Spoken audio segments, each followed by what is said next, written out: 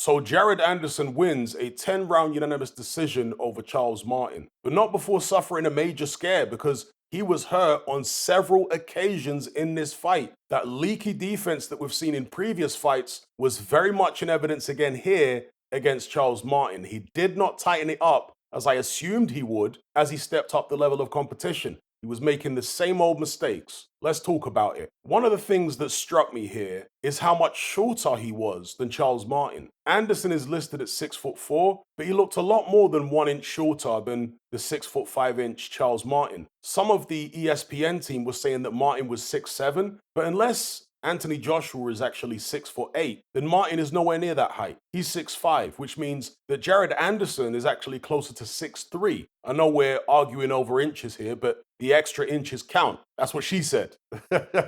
I'll explain the relevance of it in just a moment. In my fight preview, I said that Anderson would need to be careful of Charles Martin's left hand because veteran fighters will very often try to use a younger opponent's aggression against them by giving up center ring and trying to draw them onto sneaky punches, which is exactly what we saw here. Martin had no intention of standing his ground or pushing Anderson back as Andre Ward suggested he should do. Instead, he used his height, his arm length, and his feet to create distance and then tried to catch the shorter Anderson overreaching as he attempted to bridge the gap. Martin's timing was a little off in the first couple rounds. He kept missing the left hand. But as the fight unfolded, you could see he was getting closer and closer with it. I did a live blow-by-blow commentary for this fight on my Patreon page. There's a link in the description. And that's one of the things I said in the first couple rounds. Martin is getting closer with that left hand. He's trying to set it up by throwing it to the body a few times, then bringing it back upstairs. And I said that Anderson was playing Russian roulette with his defense, basically. I mean, you could see it. He was stalking Charles Martin, but doing so out of a very awkward offensive posture because as he was moving his feet forward, he was leaning his upper body backwards at the same time. The lean back is nothing new for Anderson. He's done it in most of his fights, but that was mainly against opponents who were a similar height to himself or shorter. Here against Charles Martin, a much taller fighter with longer arms, he had to lean back further than normal to avoid punches. The lean back was more pronounced, and as I say, it looked very awkward doing that while moving forward at the same time. The lean back can be very effective. A young Muhammad Ali used the lean back. Prince Nassim used the lean back. Vitaly Klitschko used the lean back. I'm starting to sound like Fat Joe here. Floyd Mayweather used the lean back. He'd often use it in conjunction with the pull counter. You can create space between yourself and your opponent much more quickly with a lean back than you can with your feet. But as effective as it can be, it's a risky move because your chin is up in the air and it's unprotected. So you have to know when it's safe to use that move. You need situational awareness because if you misjudge it, you'll get caught like Ali got caught against Henry Cooper and Joe Frazier. And I'll come back to Ali a little bit later on. I suspect that Jared Anderson has grown up watching a lot of Floyd Mayweather and he's tried to copy his version of the lean back. But Mayweather is a welterweight, so he's much sharper for one. And for two, Mayweather didn't often fight people who were taller than himself with longer arms. And when he did, he changed his defense. Rather than leaning back, he would keep his guard up very high while he was walking you down, or he would move around the ring, use his feet, and draw the taller opponent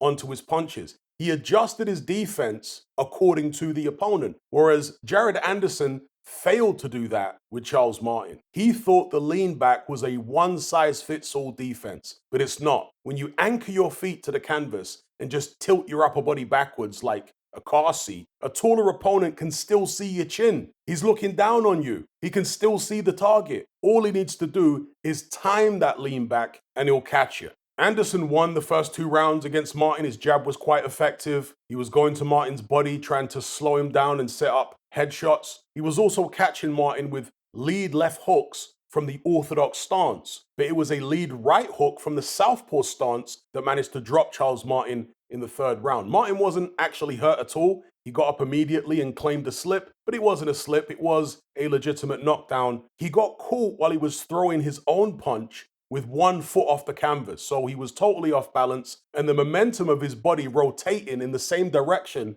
as Anderson's punch was enough to send him over. By the start of the 5th, it looked like Anderson was starting to break Charles Martin down. But halfway through the round, Martin finally managed to time Anderson's lean back. He actually blinded him with the jab first, and then followed up with a fast left hand, which caught Anderson bang on the chin and hurt him. Alarmingly, Anderson didn't abandon the lean back when Martin followed up. He kept doing it, which allowed Martin to land several more times and hurt him even worse. And he was eventually forced to hold. You always want to see how a young fighter reacts the first time he gets hurt. And Jared Anderson reacted very poorly from a defensive perspective. Very poorly. And against the bigger puncher, he would have paid a much heavier price. But his body reacted quite well in terms of recovery time. He's not one of these heavyweights who takes 2 or 3 rounds to get his legs back. He was able to recover quite fast. And most importantly of all, I thought Anderson reacted very well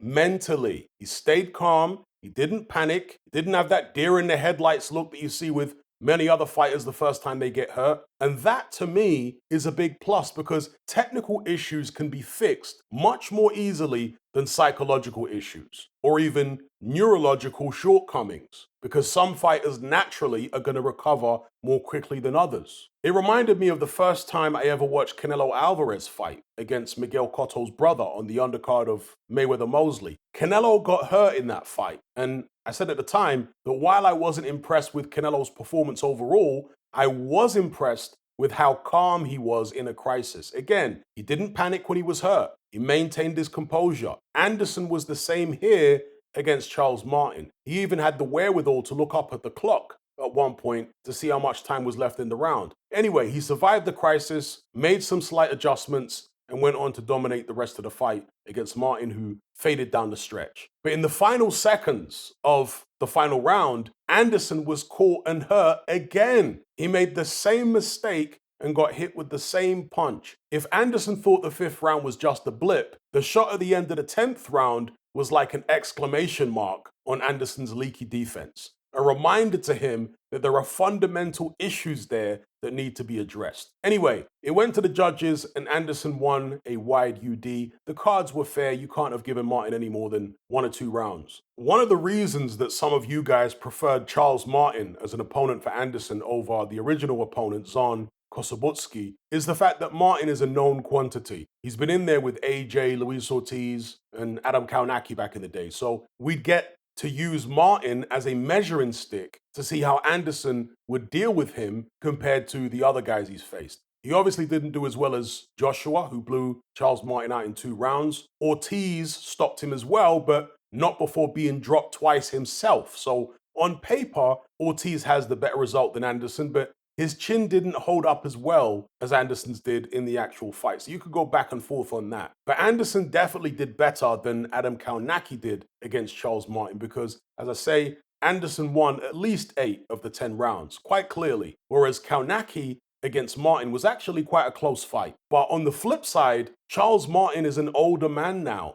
than he was for his previous losses. And he took the fight with Jared Anderson on 11 days' notice. But he did look in surprisingly good shape for a late replacement, I'll say that. He must have been in the gym doing some kind of training for quite a while before he got the call. And if we want to compare Anderson's performances to other heavyweights against common opponents, we should not forget that Zheli Zhang and Michael Hunter both went life and death with Jerry Forrest, a man who Anderson blew out in 2 rounds. Styles make fights. As you guys know, I've been quite impressed by Anderson up to this point in his career. After his last fight, I said that I would pick him over several guys in the top 10 right now. Not Usyk or Fury, I certainly never said that, but several fighters below them in the rankings. People like Joseph Parker, Dylan White, Luis Ortiz, and most controversially, Deontay Wilder. Now, have I changed my mind after what I saw last night? No. I would still pick him over all those guys except for Deontay Wilder. You cannot rely on a lean back against Deontay Wilder if you're several inches shorter than him. He's going to catch you the way Charles Martin caught you, but you won't remain upright.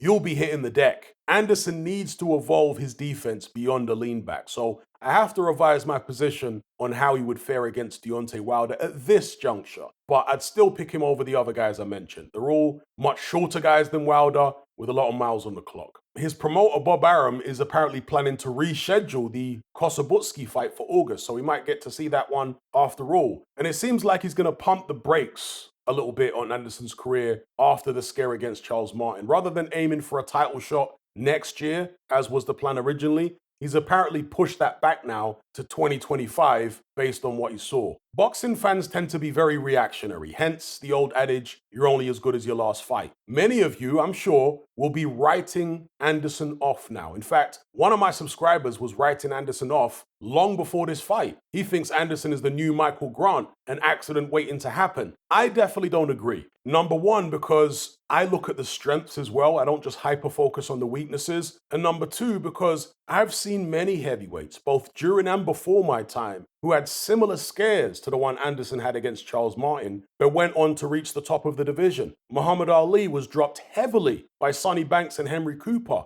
on his way up through the ranks, which is why he was such a massive underdog when he challenged for the world title for the first time against Sonny Liston. Tyson Fury went life and death with John McDermott twice, got dropped heavily by Nevin Pikage and Steve Cunningham. These types of experiences can actually help a fighter psychologically. When you're able to come through a crisis and win, you now know that you've got that resolve in the locker should you need it again in future. So Anderson has checked that box. But I do have some concerns. The defense needs to be overhauled, and that's going to take some time. It might even require a new trainer, which is something I think Outmatch Boxing has suggested in the past. He's been far less impressed by Jared Anderson than I've been. Shout out to him. Also, Anderson's chin. Charles Martin can punch, but he's not an elite puncher. He doesn't hit like Wilder or even Anthony Joshua. But he managed to hurt Anderson quite noticeably, especially at the end of the 10th. So while I definitely wouldn't say Anderson has a weak chin at this juncture, he definitely doesn't have an iron jaw either.